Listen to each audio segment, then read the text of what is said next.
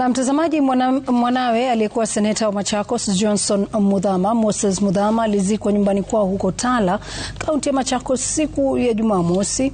Naam, katika mazishi ambayo yalihudhuriwa na viongozi kutoka pande zote za kisiasa, marehemu Moses aliombolezwa na jamaa yake sio tu kwa ukarimu wake bali pia ucheshi aliokuwa nao. Na marehemu alihudumu kama naibu mkurugenzi katika serikali ya kaunti ya Machakos kando na kuendesha biashara mbalimbali. Na Moses Muthama alifariki tarehe 4 mwezi Februari. Technology chairperson comes, allow me to recognize. My brother was full of laughter to an extent that he would forget that he had annoyed you last night and call you in the morning laughing. I would ask him, why are you calling me? And he would laugh and say, because you're my big sister. And then both of us would laugh uncontrollably.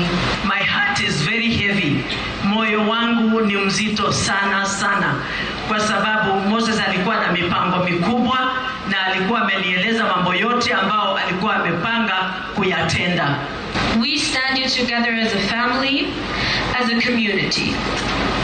Thank you for the part that lives in me.